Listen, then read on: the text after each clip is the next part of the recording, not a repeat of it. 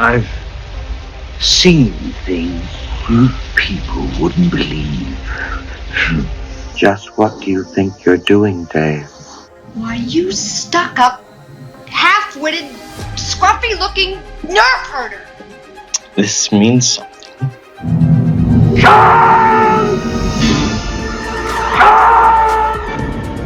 I am Locutus of Borg. I must not fear, and fear is the mind killer.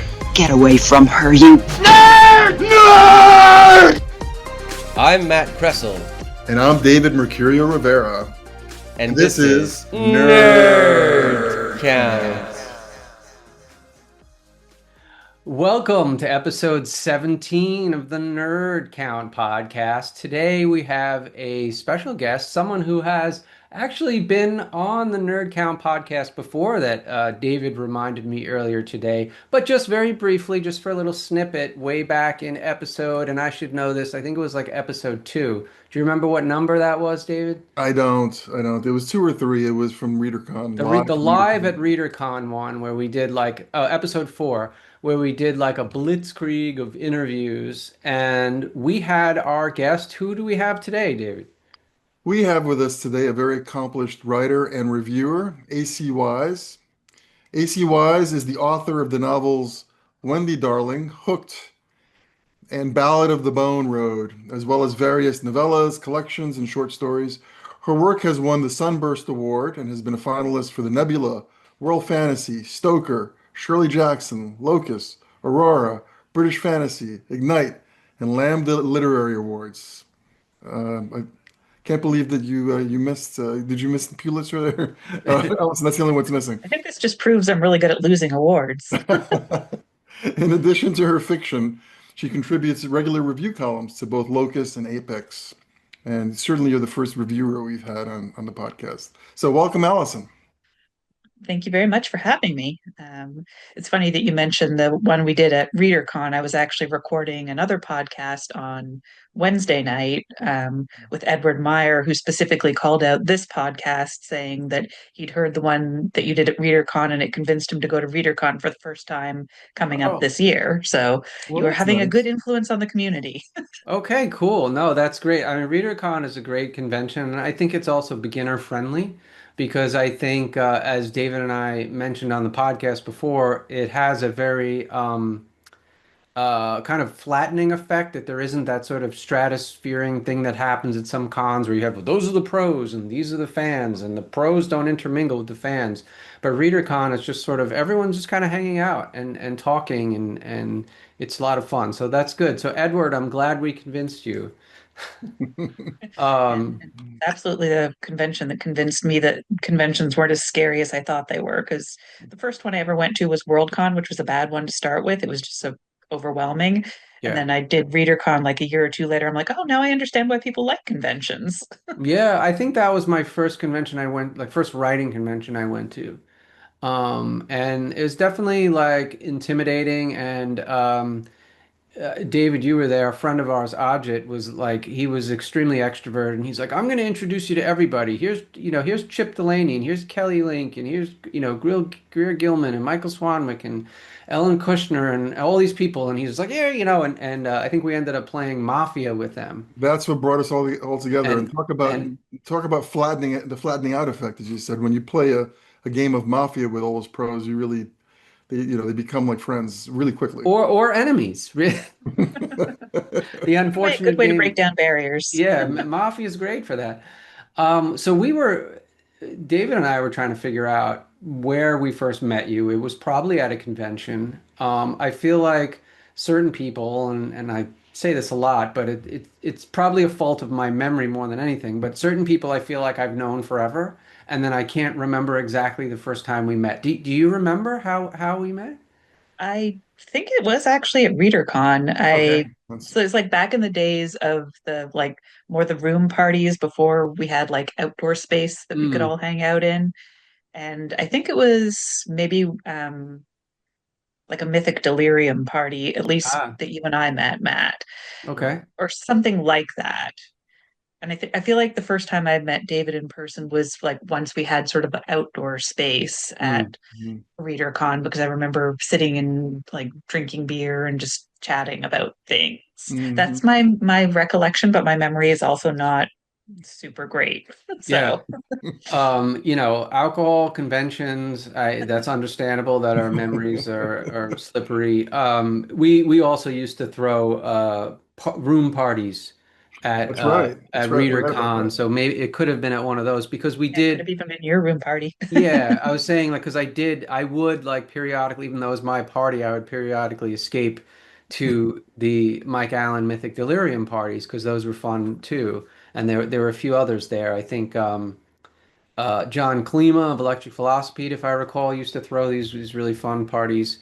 You don't really see a lot of room parties anymore, I guess, since post-COVID, everyone's sort of claustrophobic about being in a room, including myself. But I do like ReaderCon because you have that usually outdoor space where everyone can hang out and not worry about, transmitting germs and stuff. But so you are you. We want to talk about you today, and you grew up in the suburbs of Montreal, is that right? That is correct. Yeah. And so did you grow up in Canada or where how long did you live there for? Basically, the first 20-ish years of my life were Hmm. spent in Canada, sort of all the way through, well, I guess slightly more than 20 years, like all the way through university, basically. And then once I graduated university, I moved first to New Jersey, and then to the Philadelphia area where I'm based now. And I've been here now for almost 20 years, which is hard to believe. Mm. Um, so I guess at this point, I've now actually lived in the US slightly longer than I've lived in Canada, which feels strange. I still, think of myself as a Canadian, but, Hmm. I guess a dual citizen. Right. Right. Right. I read somewhere in a previous interview that you gave Allison about your most prized accolade being a rowing award that you received. Can you tell us about that? So I always have to preface this as like, it's not an Olympic gold medal, but I do technically have a gold medal for rowing, and it's only, probably exciting to me just because I am such an unathletic person, but to think that I have a gold medal for anything sports related is kind of amazing. And I really did enjoy rowing. I basically high school and then in Quebec, there's this weird in between schooling called CEGEP, which exists nowhere else. That's basically grade 12 and 13. So in between I should also say that high school in Quebec goes only until grade 11, which I feel like is different than many other places.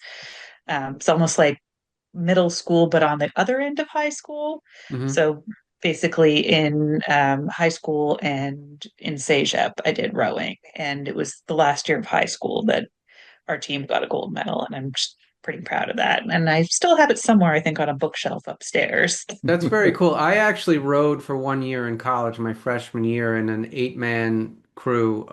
What size boat did you row in? Also, eight, yeah. Eight. So were you the stroke? Were you the lead seat? It was somewhere in the middle, I think. Okay. Yeah. I will say, and I think, if you've never rowed, and we actually had a shirt that like a shirt said, if you never row, you'll never know. And it was actually the two rowers, and then their oars were pointing in opposite directions. So it was like, oh, if you never row, you never do that. Right. Your oars are always the same direction. But um, it was I think people who have never rowed have no understanding at how athletic the sport is. I've played, not professionally, but I've played, football with friends and baseball, and I've done track and field, and I've done all sorts of other sports, basketball, and by far rowing is the most difficult aerobic because you're using your whole body. I mean, you're using like almost every muscle in the body. And not only are you doing that, but you have to balance the boat when eight other people are in the boat with you, right? Because there's eight rowers and the coxswain, the one who steers the boat.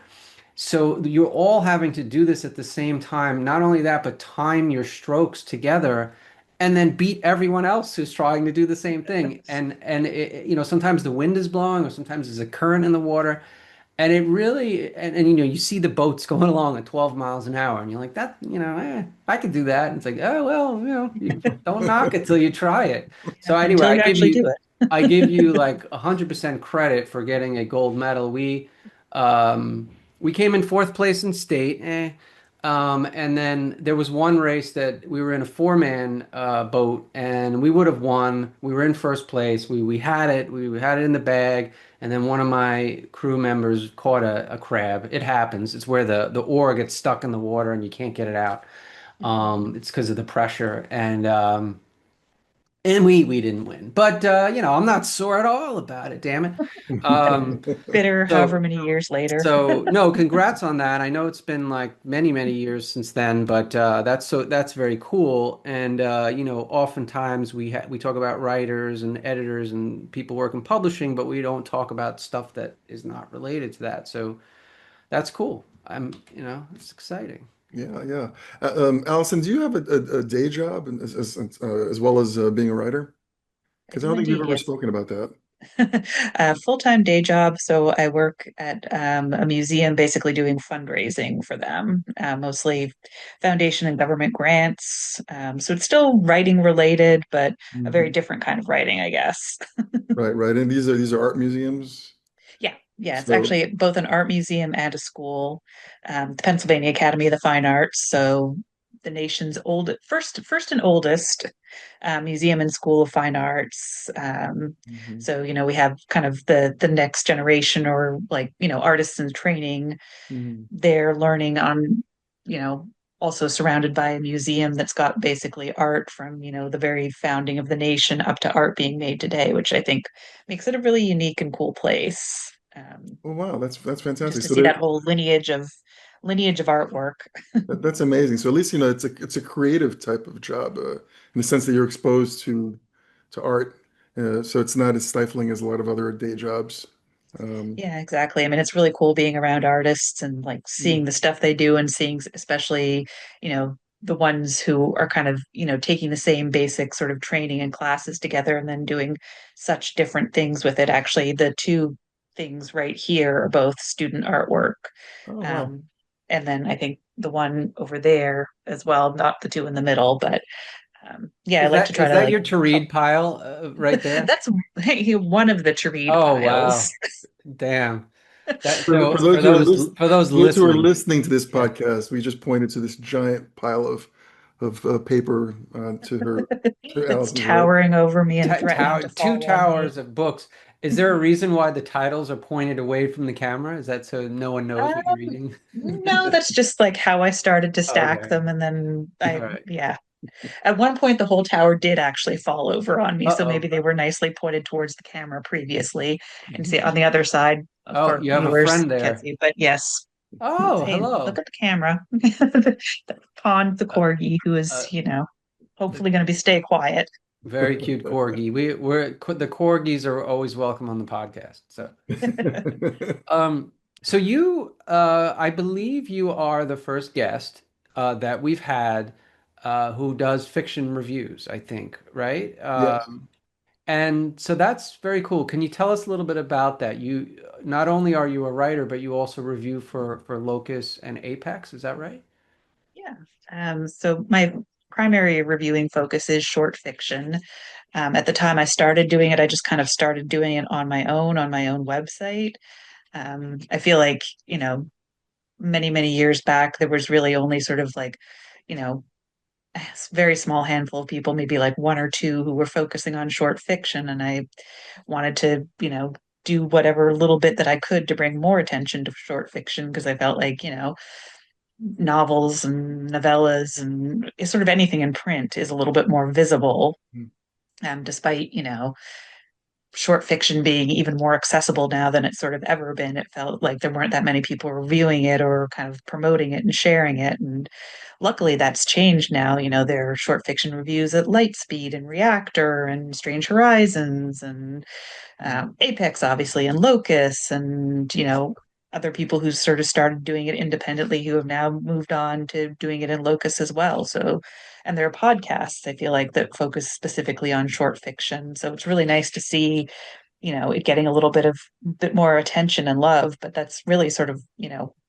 why I started it, because I love short form fiction and I want other people to hear about it. And I think when I first started, doing the reviews through someone else, it was through SF Review, which is sadly, I don't think that's what it was, or something like No, that. I But think they're sadly, still not. around because I think they just Okay, so it's reviewed not SF our Review, it's story, our novella.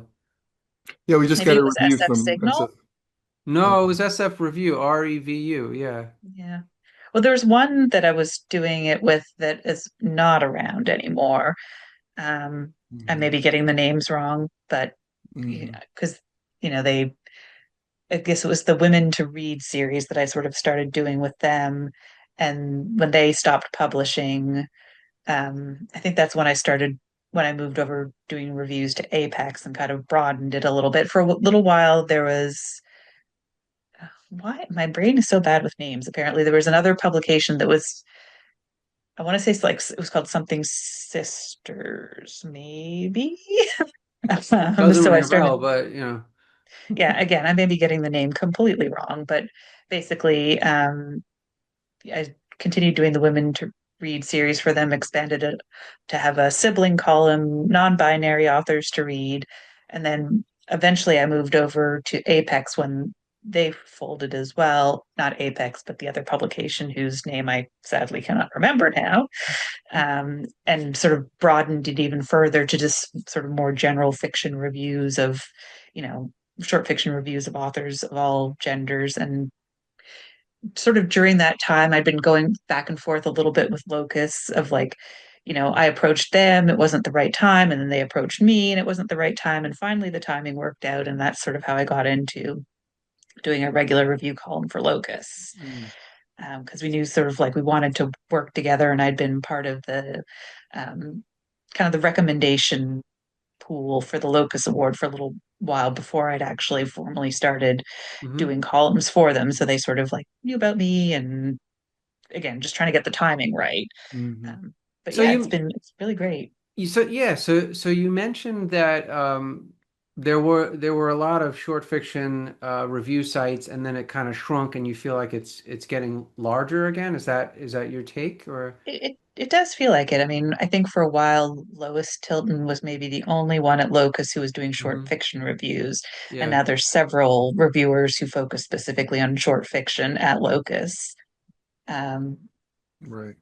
and there's, people who sort of do it, independently, but also review for, some of the Locus or other places. And now Reactor, I think, has a dedicated short fiction column that they publish regularly. Apex has mine. Lightspeed, I believe, also does short fiction reviews, I think. So it does feel like, at least that there are more people, even if it's maybe concentrated, in the same number of publications that are doing it. It's sort of more voices that are doing the short fiction reviews, which I think is nice because then you get, sort of different perspectives, different tastes.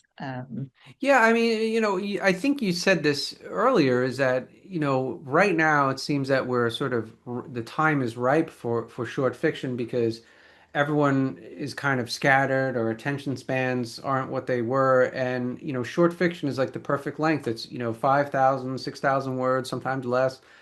And you can read it in half an hour on your lunch break, and it just seems perfect for that. And it's just, short stories just don't get as much attention or exposure as the novel. So I think, having these review sites to point out to people like, hey, here's all this great work that you could check out, I think Yeah, is I pretty mean, you would cool. think with our limited attention spans these days that there would be an uptick in short fiction because you can just, as you said, you can just knock it off very quickly. Yeah. Yeah. So I don't know. Yeah, I mean, it seems like the primary audience, and maybe my perception is wrong on this, but the primary audience for short fiction seems to be people who also write short fiction or are very immersed in the writing world. Yeah. And I Mhm. think, and again, my perception may be skewed, but I feel like with the exception of like, a few folks who really do, seek out short fiction or maybe even just sort of come across it in places like the New Yorker or, pick up a collection by a very famous author or something like that. Hmm. Most people I talk to say they don't read short fiction or they don't like short fiction. And I almost feel like there's this weird like calculus that goes on in people's minds, like, oh, if I'm going to spend money on, a book, I want it to be, one of those meaty door stoppers. So I feel like I'm getting my money's worth or something like that. Or people just, I don't know, there's a weird perception around short fiction with a lot of people. It doesn't And seem to be worth their time or that they just think they don't like it without ever having but given it a and shot. yet, like I think novellas are just really exploding right now. Like a Yeah. little short 100-page book that, they're selling really well. So maybe there's, like you said, some kind of sweet spot there. Maybe we're just not marketing it well enough. I don't know. Yeah, and it's Um, interesting because it used to be like, you could make a living as a short story writer back in the day, or yeah, that's I the, mean, a lot of that is the just myth that at people aren't, least. like you said, they're not subscribing to these magazines in the numbers that they did. There's still people subscribing, but nowhere near like what it was maybe 20, 30 years ago. Mhm. Um, Hey, can you talk a little bit about your approach to writing a review of a short story? I noticed one thing I noticed is that in times past, you mentioned Lois Tilton. I always remember she was famous or infamous for some of her scathing short story reviews, and I remember picking up Locus just to read those. And I was on both ends of those, where she, praised me and also ripped me to shreds. But we don't see those very often anymore. So what's the approach now to reviewing short fiction? My personal approach tends to be trying to be more positive, or at least trying to like, you know, meet a story where it is, or see, try to like go with the author's intention. Because one thing I always felt about many of Lois's short fiction reviews that she sometimes seemed like she had an idea of what she wanted a story to be, and she would get mad at it if it wasn't that. Right, right. Which in my brain is like, well, I baked you this lovely banana bread, and you got mad at me because you wanted a chocolate chip cookie instead Hmm. of evaluating whether it's a good banana bread or Hmm. not. So my approach has always been to try to like find something that's more positive to focus on, or you Hmm. know even if I'm not the right audience for a story, or if a story didn't work as well for me personally, try to see, what the author was doing and kind of assess it on that level. Hmm. Um, I also really like trying to find ways that stories speak to each other. And specifically in my reviews for Apex, what I try to focus on is, picking and choosing stories that I almost feel like are in conversation with each other, hmm. either, a similar theme or a similar style, or there's just like something that sort of puts them in conversation with each other. And I Interesting. find that interesting. You know, art, literature, media, like the way art big picture talks to each other, I find really fascinating. So it's kind of cool to do that with short stories and see how, two might come out around the same time that, share themes or, resonate with each other in a certain way.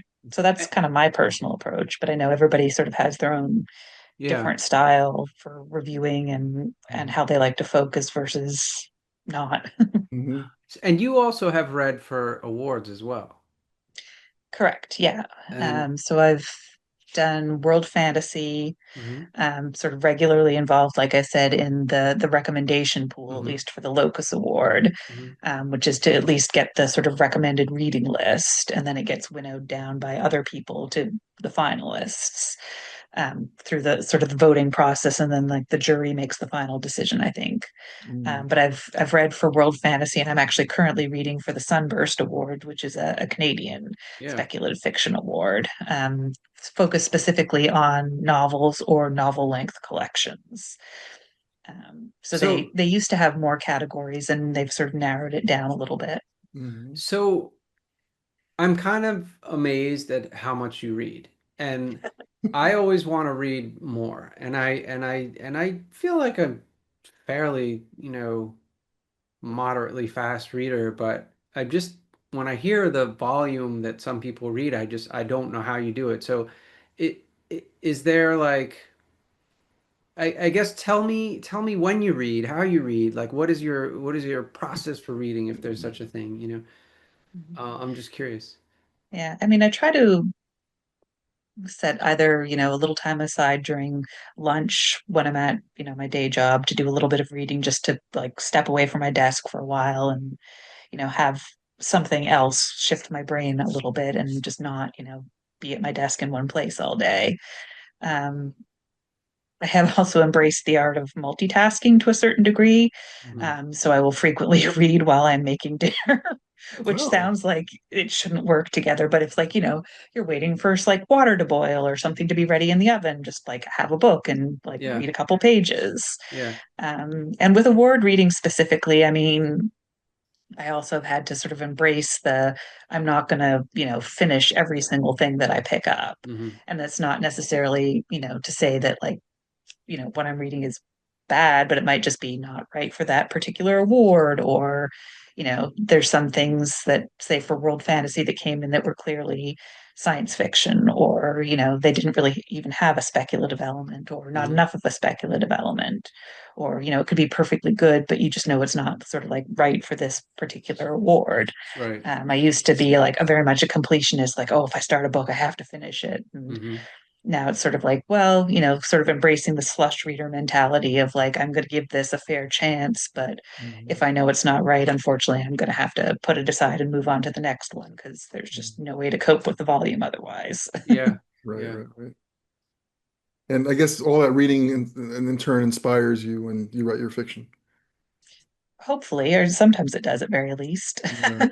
It's also, I feel like, given me more of a, like an appreciation for like, not everything is going to hit with every audience, or just like the sort of like the calculus, I guess, that editors and readers and publishers have to do in terms of like, you know, if your story gets rejected or if it doesn't, get picked up by, audiences or whatever. It's not necessarily that it's a bad thing. It's just there's so much out there, and Right. it just might not be right for that editor or publisher or that reader, or something else might resonate with them more, or they just don't see it, but again, because of the sheer volume. Yeah. Yeah. Well, I get inspired when when I pick up Locus and I read the short fiction reviews and I just read all the summaries of the stories and all just the various topics and the little summaries of the stories. And, it all adds up in my brain and it just percolates there. And then I often I find myself inspired by your reviews. You. So there you go. Have you ever been Well, approached by anyone in person that was just like, I read your review of my work and I have something to say? yeah, I'm actually I have a couple comments to make. No, I'm just kidding. It's actually luckily largely been positive. Mhm. Not, I don't think I've ever necessarily been approached in person at a convention, but every now and then I've had somebody just like ping me either on like Blue Sky or by email or something and just say like, thank you so much for the review, or like, I feel like you really saw what I was trying to do with this story, which is always really nice because Mhm. there is obviously a certain amount of what the reader brings to a tale, and sometimes I'm always worried that I'm like misreading an author's intention, or like I like this is how I read this and I write the review based on how I read the story, but I'm like, what if I got it completely wrong? So it's always kind of nice to see you know a comment from an author going, oh, you really got what I was doing. I was like, oh, yay. Yeah, you did that for one of my stories a few Oh, years good. ago. You did. It was a story called those I don't even those Those brighter brighter stars. stars. Yeah, yeah. Yeah, yeah, and you wrote a really thoughtful review that really got it. I didn't think to send you a note though because I thought it was inappropriate to reach out to You're telling me now, and it's really lovely to hear. it It's was still very nice. inappropriate, David. I'm sorry. You can I'm gonna have to cut that out, cut you edit that out, out. you know. I don't know if you can talk about it, but did you have any favorite reads of last year that you can talk about, perhaps? Something that you want to flog a little? Favorite reads of last year. I actually have.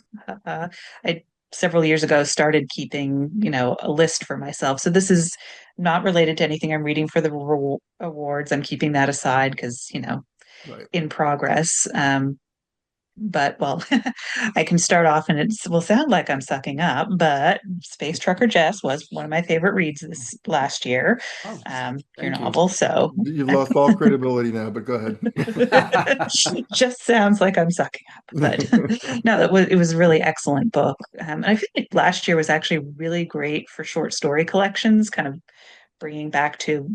So I'm gonna probably sound very distracted right now, but that's because I'm looking at my list so I don't forget anything. But there were so many great short story collections last year, so I'm going to shout out a few. Haunted Ecologies by Corey Fahrenkopf, which Hmm. is all ecological horror, um, which feels both timely and just, horror is one of my go-to reads. So I sort of love the blend of those two. A Catalog of Storms, which is Fran Wild's Hmm. debut short fiction collection, which is actually also has a lot of ecological themes in it. Again, going back to the idea of things that speak to each other, and that's sort of like fantasy, science fiction, a little bit of horror, and sort of everything else in between. And it's a really lovely collection. Hmm. The House of Illusionists by Vanessa Fogg, who is a fantastic short fiction writer. A lot of very like fairy tale feeling stories, and again, a mix of horror and fantasy and everything else in between. Really, really lovely collection. Sorry, just scrolling through my list here. Oh, Teenage Girls Can Be Demons, which is Haley Piper's newest collection. Um, Sort of dealing both in mundane horror and supernatural horror, but mostly focused kind of on the horrors of growing up. Hmm. And it's got a really wonderful original novelette called The Many Sins of Clara Greenstone, which is, one of my favorite novelettes from last year, about, private girls' school and, sort of really horrible abusive nuns, but then a sort of a trickster figure dropped into this and how she sort of fights back against the people who are, in charge of the school, but also helps sort of the girls deal with, the horrors, both supernatural and mundane, that they face at the school. So that was a really, really cool story. And Uncertain Suns by Thomas Ha, Mm. who, again, fantastic short fiction writer. This is his debut collection, weird horror, just fantastic stuff. There was a couple more, and I swear I will eventually shut up and stop recommending books. Tell Me Yours, I'll Tell You Mine by Christina Ten. Um, Also kind of, I feel like it could be in conversation with Haley Piper's collection, since a lot of it does focus on childhood, not strictly horror, but there are definitely horror pieces in there. Yeah. um, and actually one of the most effective ones, I think, was sort of a non-supernatural horror about athletes and kind of, the stuff they go through or are expected to go through, that basically turns into a body horror story. Huh. So that's really fantastic. And I will just recommend two more, and then I promise again that I will shut up. No, But it's okay. Huh. Good. this is a problem with, like, if I don't have a list in front of me and somebody asks me to recommend a book, I can't remember anything that I've read No, I'm the ever in my same way. They're life. like, "What's the great book you read this year?" And I'm like, "I can't remember my own name." But Yeah, but yeah, then if I have my list in front of me, I will just like keep talking until somebody, tells me to stop. Like, my goal in life is, if there is any kind of afterlife, is to come back as a ghost who haunts a library and just like follow people around shouting book recommendations at them. yes, that's a story right there. But yeah, The Greatest Fight of Sunny Granada and Other Stories by Kenneth Yu. And then the other one that I wanted to shout out was Call and Response by Christopher Caldwell, which is actually a lot of stories that are sort of either connected or like in shared sort of universes. Primarily fantasy and horror, but a really Hmm. fantastic collection, and also just really pretty to look at. Like, it's got the sprayed edges and it's all like marbled effect, and just, sort of a lovely collection on both as a physical object and in the stories. Very cool. Very nice. And is there Those are anything, just a few of my favorites from last just a year. few? No, I assumed that it wasn't um complete. But what about this coming year? We're in 26 now as we record this. We can stop saying 20, right? Because I feel like it's 2026. It's a mouthful. I like to just say we're in 26 now. So anything particular you're looking forward to? Yeah, so the Iron Garden Sutra by A.D. Sui, Mm. their debut novel, which I was lucky enough to kind of get a sneak peek at. I believe that comes out in February. It's a really cool, like, sort of slow burn, almost like a locked room mystery set on a space station. Hmm. Hmm. Um, really, really gorgeous. I highly recommend that. Stephanie Feldman has a collection coming out in November, I believe, called The Night Parade and Other Stories that, Mhm. again, I was lucky to get a sneak preview of, and it's a fantastic collection. Um, Cabaret in Flames by H. Pueo, which is a novella that I think comes out in March. Um, sort of ghouls and also dealing like with grief and trauma and recovery, and it's a very, very cool novella. Trying to think what else. See, this list I don't have at the ready. So you get the three that I can Well, that's good. recall I are like mean, things that yeah, I'm really excited that- about. it's cool. I mean, I think it's there's so much good stuff out there that you just can't keep I just can't keep up. So I'm just kind of amazed at the amount you're able to read and absorb and recommend. And I want to read all these books. They sound awesome. But that's just very cool. And I feel like the genre. I wanted to have you on the show because I feel like you're someone who gives such value to back to the genre, and if I may say so, I feel like you're very humble, and I feel like that we should be shouting your name from the rooftops. Like, look at what Allison is doing, and like just today, I think we said this before we started recording. David and I were at lunch with a few writers and editors, and we said, "Oh yeah, we're recording a podcast with ACYs," and they're like, ACYs, we love her writing, we love her stuff. Oh, nice So, to hear. Thank you. um, so I just feel like I wanted to celebrate you, and I'm glad that we have you on the podcast finally. Um, Absolutely. And yeah, what? One thing I wanted to ask you, because I thought I'd read this somewhere and I found it so unusual, is can you talk about your very first short story sale and the market you sold to? Yes, so this was a company called Story House Coffee, which sadly is not in operation anymore. But basically, their whole thing was printing flash fiction on labels for coffee cans, which I awesome. feel like authors and coffee go pretty well together, That's awesome. regardless. And they had like a couple different lines. So one was, I think, like Fantastic Beans. So it was like fantasy short fiction. And then there was, I want to say, like learned beans or something like that, was which is more like philosophical, and I can't remember what they all were, but they had like even different categories within it. And I still actually, right across from me, have the coffee can that my first professional publication was printed on. I wish That's they'd stuck around, but it's a kind of a cool, and they were a SIFWA Pro market at the time too, so Is that's that right? That's pretty yeah. cool. amazing. Absolutely amazing. So you could read a little short story in your coffee can. Exactly, yeah. While you're waiting for your coffee to brew, you can read the label and get some, fiction in your day. And Wow. then you were also an editor briefly too, for 4 years, I think, for Unlikely Story. Is that right? Yes, yeah. I can't even remember the exact like number of years, but four sounds roughly right. It sort of started off specifically as like entomology focused stories, and then we kind of kept expanding and adding different things, but we would do sort of different theme issues. So one was like unlikely architecture, and then unlikely. I, I do remember my the brain has Unlikely gone. I can't series. remember other No, themes. I remember these two, and I feel like it was something that you would see in like the dealer's room. Was it a zine or how was it produced? I don't No, remember. it's Was it primarily online? online, though we Just did online. do one print anthology Okay. that was unlikely coulrophobia, so all fear of clown stories, Mm, which I feel like coulrophobia isn't actually that unlikely because a lot of people are afraid of clowns, but Sure. it yeah, was all sort of like flash fiction horror about clowns. It was kind of fun. very Um, cool. but yeah, the rest was online and is possibly still alive as an archive online. But it was actually also a really good way to meet a lot of fantastic authors too. That sort of like meet them first through story submissions, kind of get to know them through the editing process, then eventually connect with them at conventions or in person.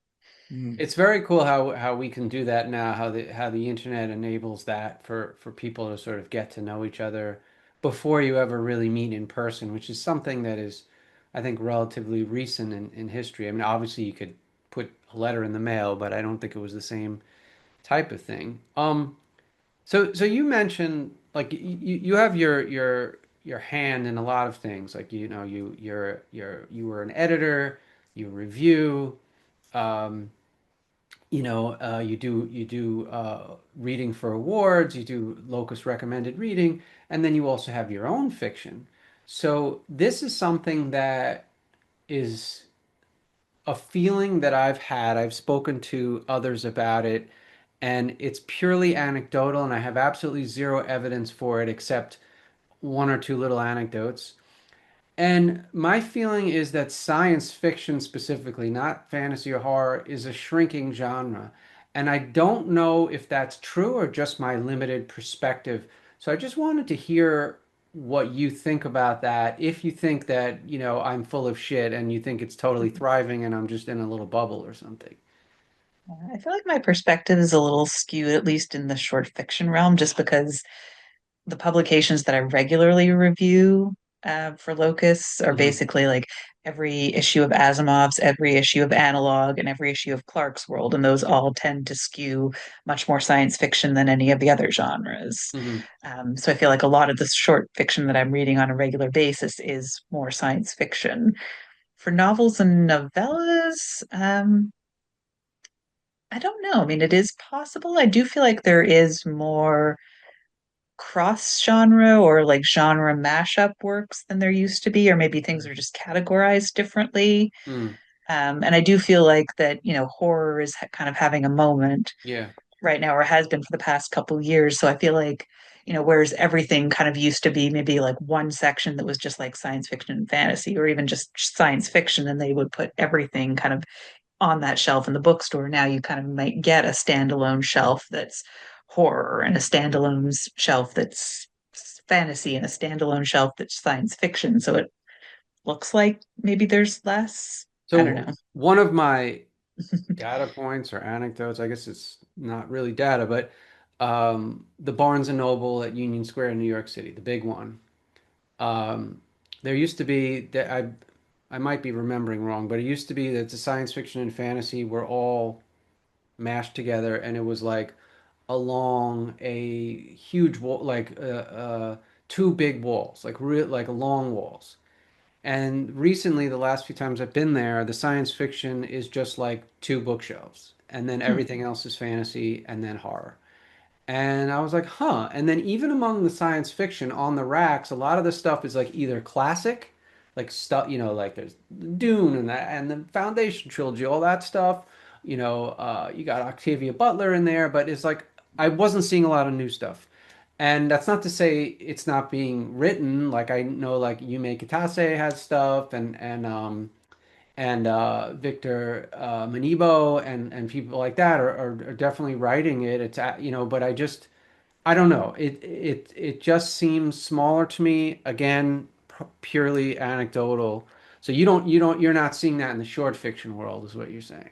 Yeah, I don't see it as Yeah. much in short fiction, but to your point, I mean, I feel like the way, bookstores, or at least the big chain stores, and maybe even to a certain degree independent bookstores, but I think probably more chain bookstores, Mm. they make a calculus of what they think is going to move. And a lot of times, unfortunately, that tends to be known quantities. So you get an entire shelf within the science fiction and fantasy, like, if it's a sort of a long shelf, you get this much and it's all George R. R. Martin and Yeah. J.R.R. Tolkien. And Yeah. you're like, Yeah. great, other people exist. Other people are publishing new fiction. Maybe we could try that, as Right. opposed to just like reselling the same things. Oh, look, there's a new edition of Lord of the Rings. Gotta fill, Right, an right, entire right. shelf with that. Yeah.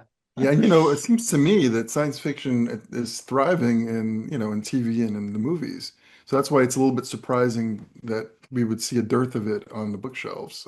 I don't think that, I mean, Matt is talking anecdotally. I don't know, I'm not sure if that's correct, but No, I could be completely off here, and I don't know where I started feeling this. I feel like it just feels like you said, it feels like horror's having a moment, which I think is great. There's a new bookstore in Brooklyn, and I'm completely blanking on it, and we just mentioned it today. It'll come to me in a second. Fine. The Twisted Spine. Thank you. Yeah, it's excellent. Everybody should go there if they're in Brooklyn. And you're in Philadelphia, and somehow you've made it there. And I am in Queens. I am 15 minutes away, and I have not been there yet. Um, yes, I need to go there. But people were lining up outside the bookstore to get in, and I thought that was awesome. And that's yeah, like horror's having a moment. Mhm. Certainly. So yes, I'm full of shit. I don't know what I'm talking about. Well, no, Science it may fiction. be the phenomenon that Allison's talking about, that it's just science fiction's being marketed at the expense of newer fiction that's Yeah, there. yeah. It Could could be. very well be. It could very well be. Yeah. Really quick, because I wanna get into your own writing and your own work. Um, as briefly as you can, would you like to talk about AI? You don't have to, but if you have an opinion on it, we certainly have opinions, but curious to hear yours.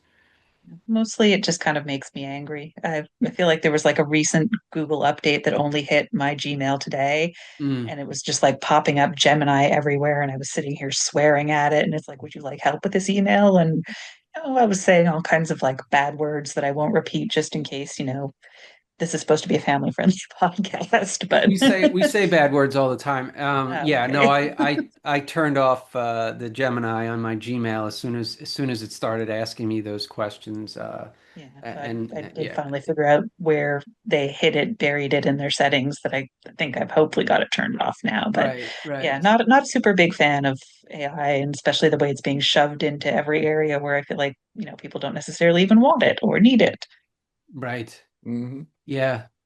That's a whole other podcast because both David and I feel very strongly about it. So let's get into your fiction because we've been talking a lot about everything else. But um, so you first formal writing workshop was at Montreal Worldcon in 2009. Is that right? Yeah, sort of like a one-off workshop where they paired sort of like established pros with more new pros, and then they each did like I want to say it was like maybe a 2-hour intensive workshop. Um, And then from there, I kind of like through meeting people there, actually found sort of a local one in Philadelphia, but I've not done any of the, you know, bigger ones like Clarion or Taos or anything like that. Mhm. Right. Um, Right. Yeah. but that was sort of Those my usually main. require, you to spend a lot of time, and it's Yeah, tough when you have a day job. I've always wanted to do Clarion, but I just couldn't find the time to do it, to take yeah, off from yeah, work. big time commitment. Yeah. So very, very serious question for you. I don't mean to take this podcast in a dark direction, but are you a pantser or are you a plotter? Absolutely a pantser. Okay, that's fair. I have moved into pantsing myself. I'm sort of a hybrid. David's a big plotter, I right? am. Yep. I Yeah. am. Yeah, Um, I very is much there, respect people who like plan everything out, and like I have, some people in my regular writing group who are like, I know that this scene needs to be exactly this long. I'm like, how though? yeah, I need yeah, to Like my brain just does not carefully, work in that way. I need to carefully plan it out so then I can then disregard it. But it's right. important that I do that planning though. Provides a scaffolding. Yeah. Do you have a particular time of day that you like to write? I try to set aside at least chunks of time on the weekend, and it tends to be usually like in the afternoon where I've kind of like, gotten all the chores or the errands or whatever done so that I know that I have, a couple hours that I can kind of sit down and focus on it. Mm. I can kind of like fit in bits and pieces if needed, but I do like the idea of, and I know it's not always possible, but having sort of a block of time where I can focus on something. So it mostly tends to be weekend afternoons. You're pretty prolific if you're only writing on the weekends, I must say. Like, do you knock out like a whole story in a sitting or? It sort of depends. The drafting stage, at least, is usually pretty quick for me. The Mhm. editing, I feel like, is where it gets a little slower, and that's where I'll like expand beyond the sort of like the block of writing time, Yeah. because it's not always practical to get everything done just on the weekends. In terms of being prolific, I was blown away when I saw your bibliography. You have well over 100 short story sales at 3 collections. Is that right? Yeah. It's amazing. I mean, it's great. Yeah. Well, that's at this point, I guess my first professional publication, I think, was in 2004. So that's over 20 years worth of writing at this point. It's still impressive, five a year is pretty good. So, because you've also written novels too, it's not just the short stories. So you have a novel coming out uh a year from this month, right? Or is it this? Or is it this Oh, month? actually, in a couple of weeks. Yep. Oh, this month. Oh, so I had the What? date wrong. It's So no. Yeah, It's it's the 20. It's January 27th. January Right? 27th. I thought it was January January of 2027. 2027. Yeah, See, yeah. maybe yeah. we need the 20 now. Maybe I shouldn't cut the 20 out.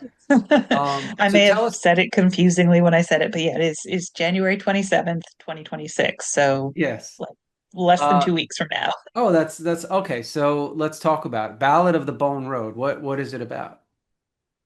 So it's sort of, since I like genre mashups, it's a little bit horror, a little bit dark fantasy, kind of set in an alternate version of New York City, that's sort of very haunted by ghosts, was once occupied by the Fae, and sort of the primary action kicks off when a young couple checks into this very glamorous hotel and ends up summoning one of the ghosts, that sort of, you know, of a past guest, who happens to be a movie idol slash singer, and his death is very complicated. So the haunting kind of gets way out of control, and two paranormal investigators, one who kind of specializes in ghosts and one who specializes in demons, come to investigate this haunting, and things just get increasingly complicated from there. Very cool. That's very cool. And who's the publisher? It's Titan Books. Titan Books. Okay, very cool. And you also had a novella re-released this past fall called Out of the Drowning Deep. Yep. So it had a hardcover release in 2024, and then the paperback came out this fall. Or see, I'm doing it again. The year mashing up. In the fall of 2025, Hmm. the paperback version of it came out, and that's also very genre mashing, a little bit noir, a little bit mystery, a little bit horror, a little bit fantasy, a little bit science fiction, all in, the space of a novella. And who was that? Was that Tor? That was also Titan, actually. Titan. Okay, cool. So, and then you said you also have three collections. So I'm gonna read them off and tell me if I get the years right. Your first collection is the Ultra Fabulous Glitter Squadron Saves the World Again, Yep. 2015. Love it. Yeah, Love the that sounds title. right. Yeah, it's such a great title. In 2016, you had The Kissing Booth Girl and Other Stories. Yep. And in 2021, you had The Ghost Sequences, which um, somehow in my mind it feels more recent than that. But Because of COVID, I'm sure. what's that? Because of COVID, I'm sure everything Oh seems yeah, that's true. Yeah. 3 years. Everything either happened yesterday or like 50 years ago. There's Right. no in between. Yeah. But I feel like that one, the last one got a lot of attention. I feel like I saw it everywhere and people were talking about it. Even today when we mentioned your name, that collection came up.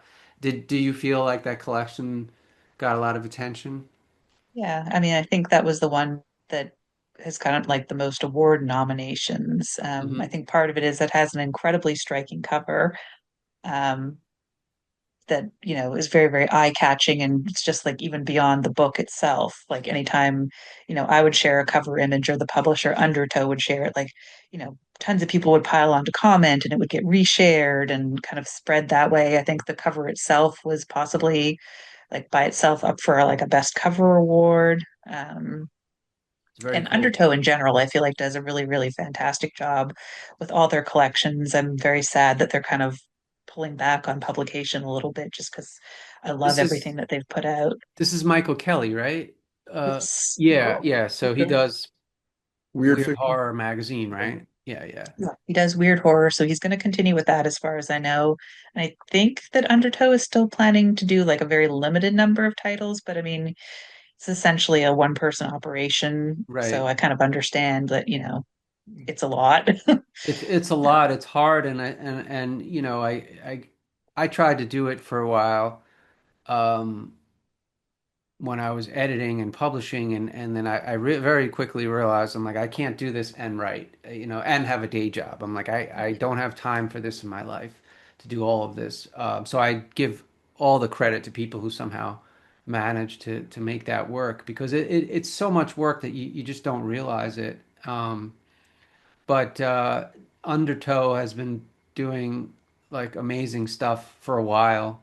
Mm. Michael Kelly is another um, really person that gives a lot to the genre. We should probably have him on the show at some point. But that's really cool. And so besides Ballad of the Bone Road, which is coming out in about a week, maybe depending on when we get this up, maybe right around the time that this podcast goes out. So that's cool. Anything else that we should be on the lookout for? I've got a few short stories slated for at some point this year. I'm not sure when. Mhm. Um, and other than that, I'm sort of just in the drafting phase on a lot of things. So there's nothing, concrete coming up that I can point to. Yeah. Yeah. You've had stories recently in some Ellen Datlow anthologies, is that right? Yeah. Couple Night and Day, I guess, is the most recent Hmm. one that Oh, was right. one of the Saga double anthologies that came out last year, Hmm. which is it's really cool that they kind of brought that format back, and it's perfect for, sort of an anthology that's exploring duality in that way. I Yeah, think that so was, yeah. so for those who don't know, the books are basically half of it are stories about night and half its stories about the day. And to get to the other half, you literally flip the book over, like it's printed in, reverse on the back, which is something they used to do way back when. Yeah, so it's pretty cool. But anyway, um, and then you've been in a few other Ellen anthologies, right? Probably a Yeah. lot, I think. I guess I'm trying to remember now. That has like Screams from the Dark. I'm just Hmm. looking over at my bookshelf to see like what I can see. Echoes. I also had a story in Reactor edited by Ellen, Hmm. a novelette actually in January of last year. Pretty proud of that one actually, What's the name? called What's the Wolf name? Moon. What's the Wolf Wolf title? Moon, Antler Moon. Wolf Moon, So yeah, Antler Moon. Okay. yeah, that came out in January last year. Um, So listeners can just go on to Reactor and just read that right now. Yeah, and it's also in their they did a sort of a collection of some of their original short fiction from last year that you can download all in one PDF too, if you prefer to read on Kindle and stuff. So it's part of that sampler as well. Very nice. And I know that you're obviously you go to ReaderCon, and I think we saw you at Capclave, if I recall. So are you attending any other conventions this year that we might see you at? I'll be at StokerCon, which is I think the first weekend of June this year. It sort of like drifts back and forth between May and June, but whenever it is, I will be at StokerCon this year. I am intending to go to ReaderCon again, and I'll be doing Capclave again probably. And those are sort of the only ones that I have semi planned out. Hmm. Maybe I'll end up doing something else, but ReaderCon I try to do every year, Capclave I try to do every year, and then I think at least the next this year and next year, I believe StokerCon is going to be in Pittsburgh both years, which is a pretty nice achievable driving distance for me. So I'll probably do both of those, but I'll definitely be at StokerCon this year. And then we also have you reading for us at Fantastic Fiction at KGB in June. Yep, So which I am very much looking forward to. yeah, it's a good time too because it'll be nice and warm by then, and yeah, it's a good time. Um, Yeah, it's yeah, been packed lately. So it was super packed last night, Nice. or mhm. 2 nights ago, I should say. So, Allison, we're almost coming up on an hour. I think maybe it's an hour. I didn't actually note the time we started, but I wanted to ask you if there's anything that we didn't talk about that you would like to talk about. I feel like we covered a lot. We I did. feel like, just based on like all the times we've hung out at Readercon that we could probably talk for hours, but probably other people don't want to listen to us talk for Yeah, hours. So sometimes we just like chat you and never catch know up because and it's sometimes those podcasts where it's just like people hanging out and talking. I just can listen to that stuff for have you hours. have you tried any good beers lately? I haven't been drinking as much as I did. I was just having some health issues, so I was just trying to cut down quite a bit. I have not. I have not. I wish I could recommend one that was really good, but I don't. What about you? I actually haven't had a lot of beers recently. I've been trying to like make thematic cocktails for my book launch. So Hmm. lately I've been Oh, like playing around with different cocktail recipes and I'll be trying out another one tonight, which is going to be like grapefruit and vodka based, I think. Okay. cool. So wait, what is that's not a sea breeze like base isn't there a It's name not for like a that? there, I don't know. I looked at like a bunch of different sort of recipes that had grapefruit in them and decided I didn't like any specific one. So I'm just going to kind of take elements from a bunch of different ones and kind of try to make my own thing. Yeah, that's what I do. Like I used to just take, I know it sounds weird, but I would take whiskey and kombucha and then a little bitters. Okay, And it just kind of tastes like a whiskey sour. It was pretty nice. good. It sounds weird, but it was tasty. Yeah, I can see that working.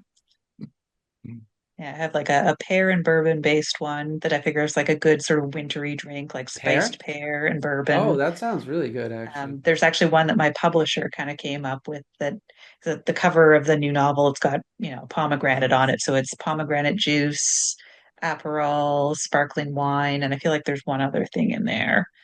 And then the grapefruit one that I'm going to test run tonight, and those will be sort of my signature cocktails for the book launch. So if anybody listening to this happens to be in the Philadelphia area, Wayne, Main Point Books in Wayne, PA, January 27th. There's going to be a launch party with cocktails and cupcakes. So come on by. If I lived closer, I would definitely be there. It's I a would bit of a too. commute. Yeah. It's Yeah, about a a little bit two of hard hours, maybe distance for more. you. But Yeah. I'm looking forward to having you read for us at KGB, and I don't know if I'll see you in person before then. Um, And we'll certainly see you at Readercon.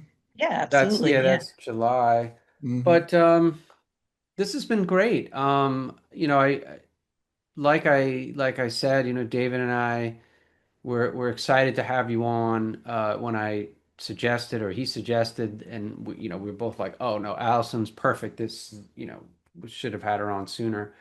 So I'm really glad that we got to have you here, and thank you so much. And what we usually do is we do a little sign off at the end, where we count down from 3 to 1, and then we say farewell, nerds, really slowly and drawn out. So if you will join us for that when you're ready. Absolutely. All right, here we go. 3, 2, 1. Farewell, Farewell, nerds. Nerds. it never works, It never works. but that's the joy of it. Eventually we will get it synced up. One day we'll get That's synced the up, and then delightful part of it. the world will collapse into a black hole. All right. Well, this has been lovely. We Has have been been. Thank you for here joining us. talking with AC Wise. Thank you so much. We'll see you in the Thank you next so much for podcast. having me and have a lovely rest of your evening. All right. You have been listening to the Nerd Count Podcast. That's our show. But if you want more shows, check us out at nerdcountpodcast.com or your favorite podcasting site. See you next time. Get those nerds! Nerds! Nerds!